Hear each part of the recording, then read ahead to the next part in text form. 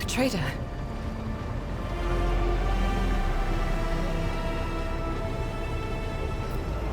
Gladly. There are none more faithful to the God Emperor than my sisters. We fight against his enemies by the will of the Holy Ecclesiarchy. We... I beg your pardon, rogue trader. Here I am talking about what every lesser noble in the Imperium knows. So what exactly are you interested in hearing about? It is. The Sisters of Battle are a fire lit by the God Emperor. They are the echo of his voice that travels through the dark expanses of the universe. We bring his wrath to heretics, mutants, and other enemies of humanity. We protect the faithful from the unholy and unhallowed. Sometimes with words, more often than not with a bolter.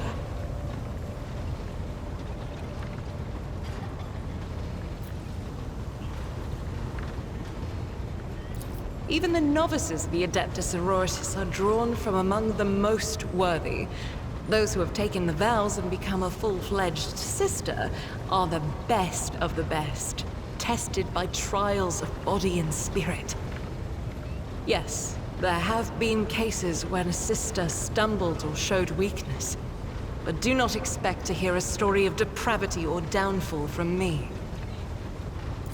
Each such occurrence is a great tragedy for us all. Light cannot bear the smallest speck of darkness within. And thus those who have trespassed or shown weakness of spirit are given a chance at redemption. They are called Sisters Repentia, and may the enemy tremble before her, for nothing can stop a sister of battle who yearns to be cleansed of fault and weakness. Wearing nothing but robes, no armor, eviscerator in hand, those sisters who have once faltered find repentance on the battlefield. Their lives are seldom long, but a death in the name of purgation is a better fate than to live with a shadow in one's soul. Once I had completed my novitiate, I was sent to the Calixian branch of the Order of Our Martyred Lady, assigned to the Order's Pronatus. The Order's mission is vital and noble. The Sisters Pronatus protect great relics of the Imperium. We guard them, preserve them, escort them when they are brought onto the battlefield or presented for pilgrims to venerate. And we seek out the relics that have been lost. Neither a coven of heretics nor the most wicked death world can deter Sisters Pronatus when their goal is to return a piece of the great legacy of the Imperium into the hands of the faithful. The Order sent me to Footfall. My undertaking was to assist the local priesthood of Drusians in caring for a sacred reliquary that had been there since the time of Parson Mr. Wayne, the station's founder.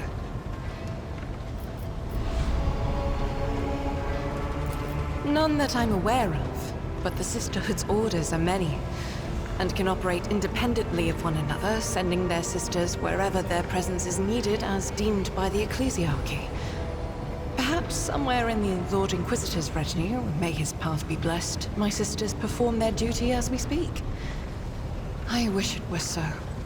Even a single evening spent in joint prayer and training would bring me joy. Should any more arise, keeping them to yourself would be imprudent. It is a virtue to take an interest in holiness.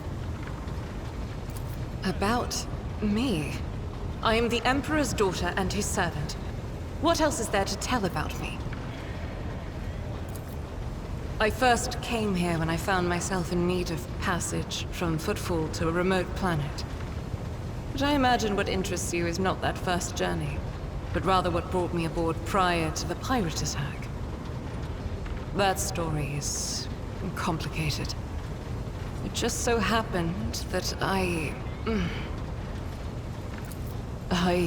made a mistake.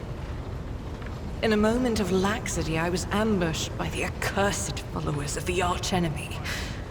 I was badly wounded. Lady Theodora came to my aid and brought me aboard her ship, where her crew attended to me in my weakened state. It all happened not too long ago. I'd barely recovered from my wounds when the pirates struck. Truly, the servants of evil know no rest. There is no place where we can be safe from their machinations. Sadly, they did not. Lady Theodora was in a hurry and chose not to stay on the planet. Her people took me to a ship while I was unconscious, and when I came to my senses, we were already flying away. How I pray to come face to face with those heretics once more, and it's bound to happen someday. It happens even to the best of us. My mistakes are my burden to bear. I'll find a way to atone for them. On one of the recently discovered planets in the Expanse, no one suspected that it had already been tainted by the filth of heresy. Had I known it beforehand, of course I would have been on my guard. The path to that planet was lost. All the knowledge is gone, along with the previous navigator. It would take immense effort and resources to rediscover the route. The heir to the von Valanci's protectorate must have plenty of other issues to deal with right now. Perhaps later, when the skies above our heads have cleared. I hadn't been here that long. Just one journey from Footfall, and the other journey, the majority of which I spent in the confines of the Medbay. I can't tell you much about the first voyage. I was more focused on prayers and ruminations than on the people around me, or the journey itself. During the last journey, Seneschal Viserion stood out for me. He came by several times to ask about my health. He's an honorable man and a loyal servant of the Imperium. I think he is as meticulous in his inspections of the logistics systems as he is in his inquiries about the health of the occasional sister of battle aboard the ship. But not all of Theodora's people have earned my trust. You know who I'm talking about. There is no place for Idira Tlas among the God Emperor's faithful. I'm surprised she wasn't in league with the pirates. And I'm equally surprised by how deep heresy and treason run in this place. I'm glad we all made it through that dark hour. May the day that follows be bright. As you wish.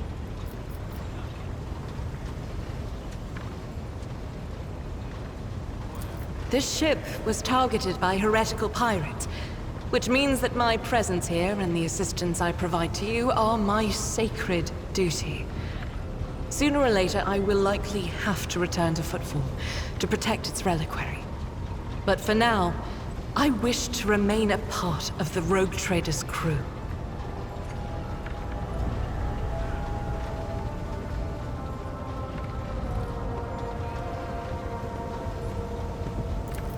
So they shall.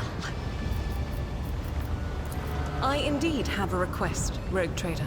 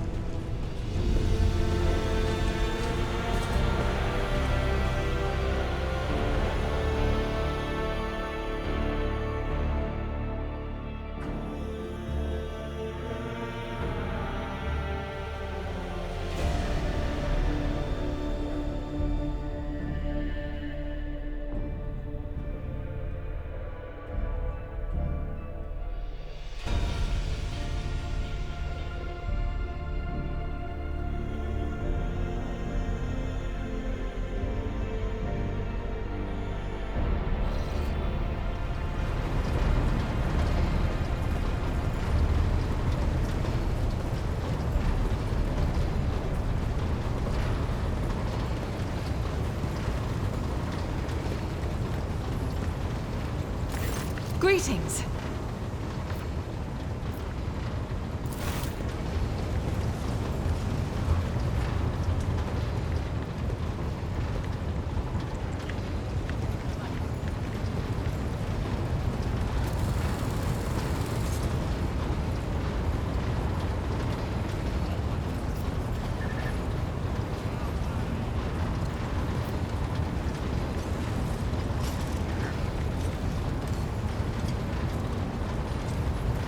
Lord Captain.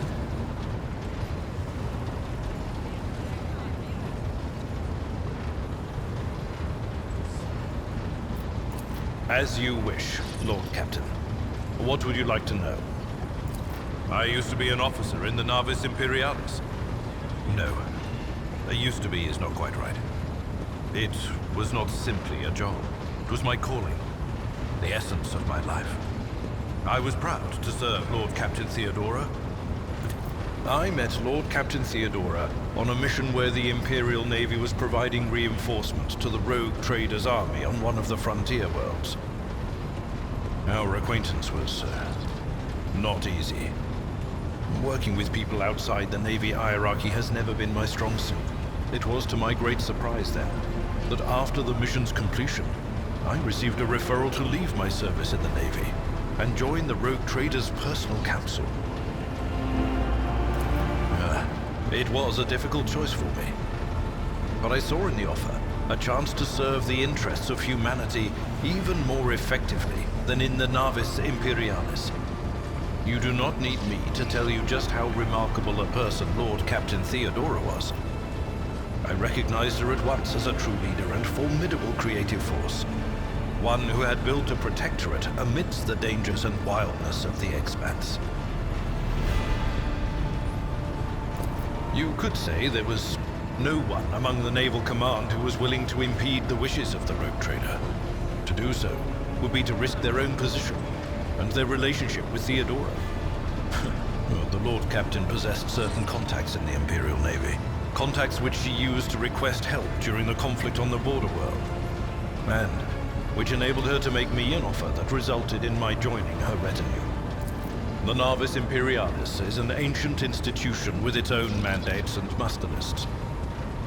On occasion, in the heat of an official briefing, or an informal discussion, I violated those rules, determined to press my point.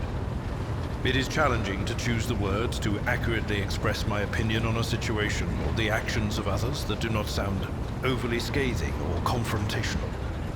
Many in command were inclined to view my manner of speaking as unbefitting a person of my rank. I am a widower. I am a father of 4, and if my information is not outdated, a grandfather of 11. My family lives on Dargonus. None of my children express any eagerness or aptitude for serving aboard ship, and I would hardly have insisted that they follow in my footsteps. Of course.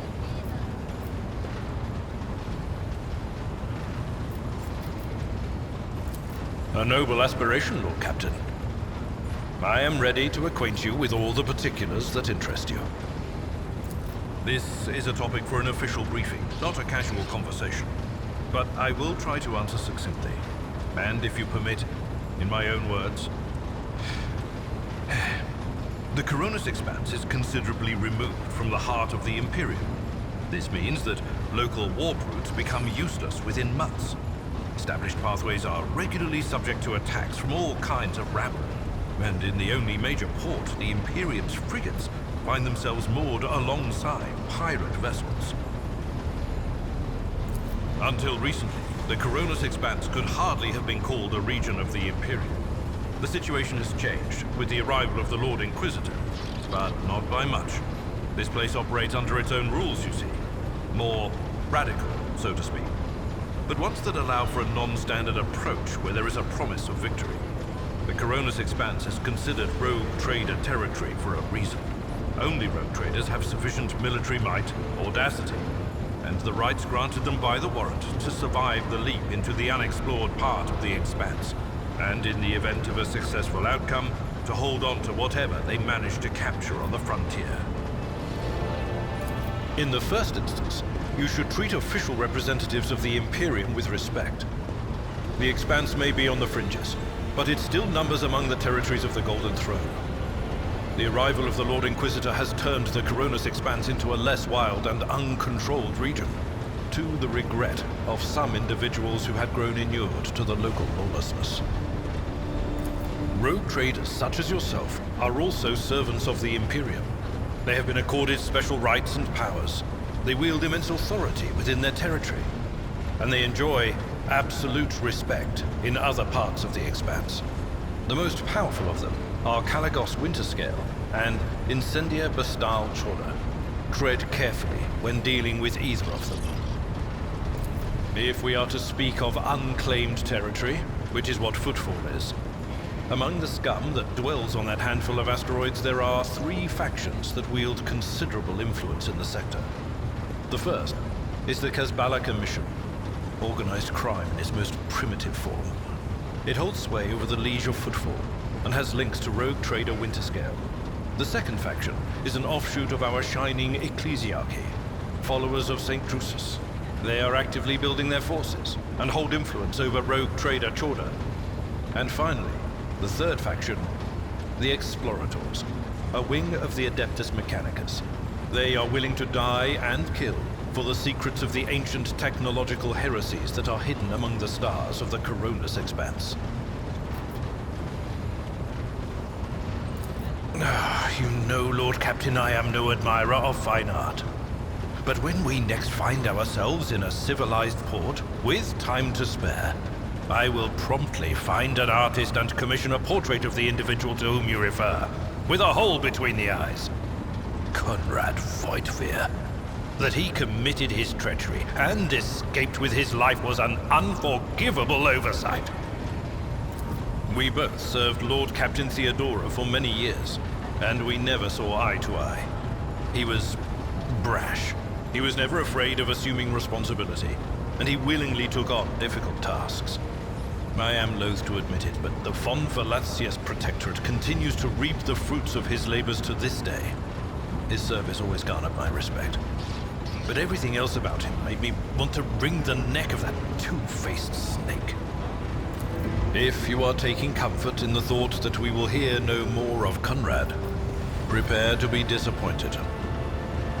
You thwarted his plans, his meticulously plotted and nurtured treachery. He is sure to attempt to strike at you, and he will use his contacts and knowledge of the Protectorate to do so. The only question, Lord Captain, is whether you will be able to anticipate his next steps. As you wish, Lord Captain. Lord Captain.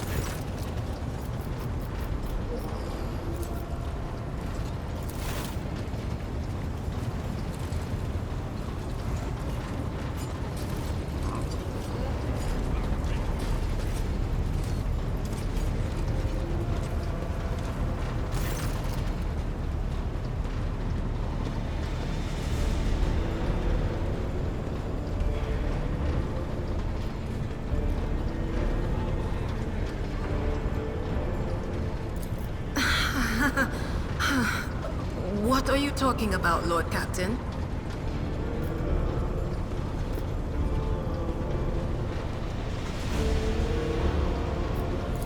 Lord Captain, there's nothing to worry about.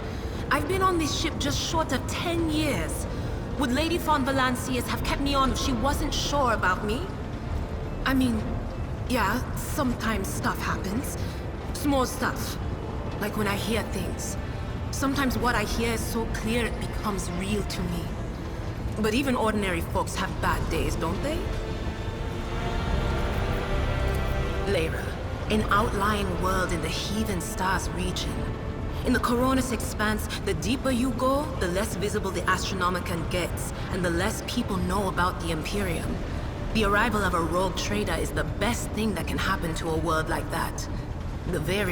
It's an out-of-the-way planetoid between two faint stars. On Lyra, a dozen local tyrants fight over 5 measly continents.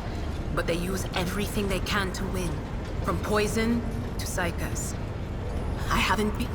But here on the ship is a different story altogether.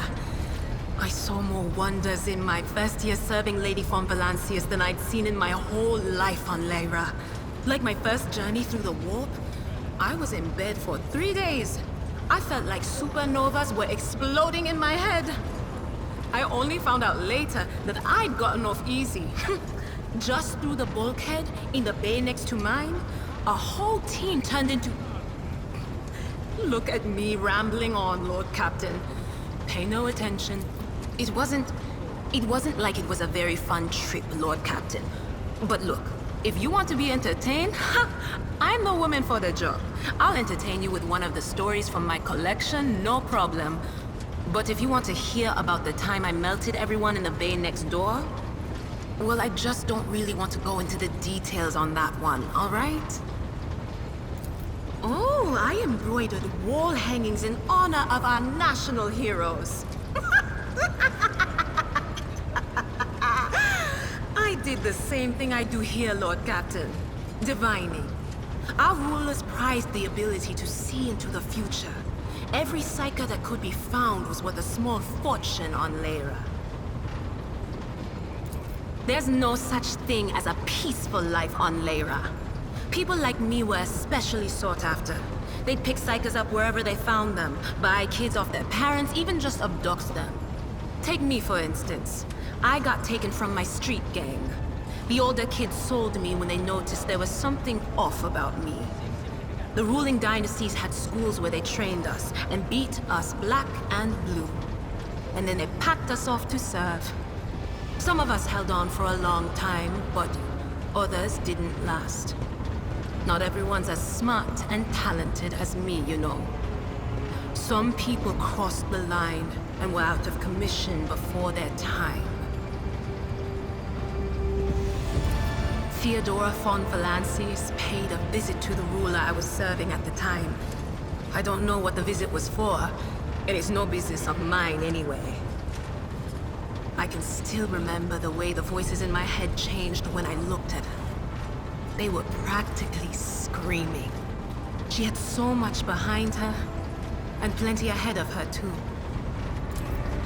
As I gawped at her, all of a sudden I heard a whisper. A hint, a suggestion, nothing more. But I know the difference between idle chatter and a real threat. I seized my chance and approached Theodora. I managed to whisper a couple of words in her ear before the wardens dragged me away. They beat me and locked me up. No wonder. It wasn't my place to converse with outsiders. And then Theodora's people came for me. They broke down the wall, butchered the guards. Also, I could tell them my warning in full. So I said the rest, but I didn't want to go back to my old life. And so I entered the service of the von Valancius dynasty. A few times. Not many. And if I think about it, why would I want to? I've got everything I need here. All the whispers I hear are familiar ones. They almost feel like family. And if I want to hear about the nightmares off the ship, I can. After some Amisec. But don't go getting the wrong idea. If I have to, I'll follow you to the edge of the galaxy. Of course, Lord Captain.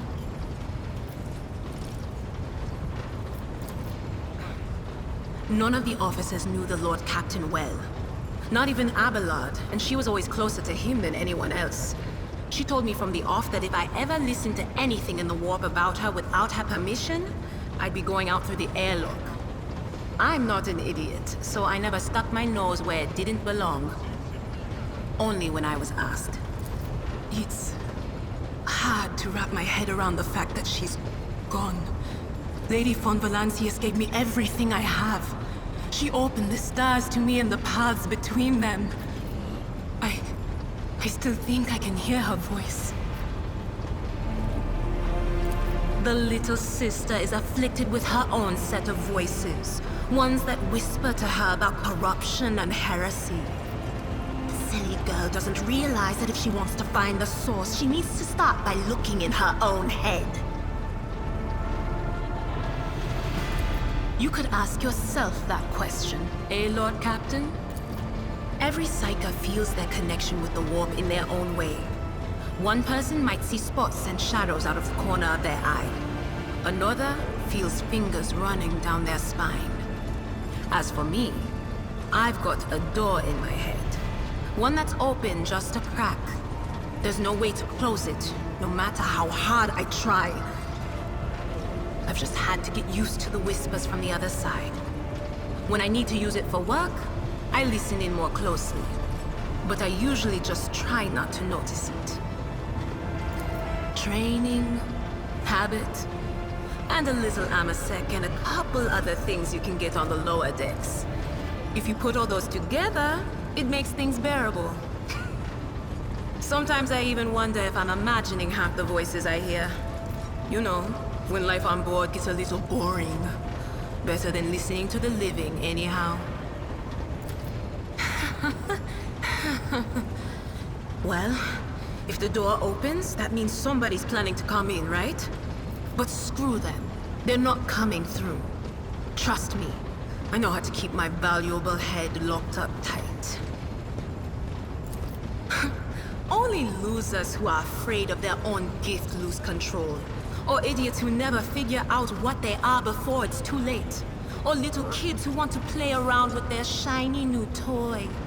If you don't know the limits of your abilities, or you're always bouncing around in your own head, that's a recipe for disaster. All right, that's what I'm here for after all.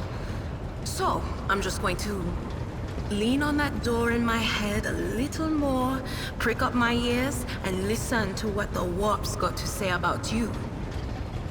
If you'll allow it, I can listen right now. All right, let's hear what they're whispering about you.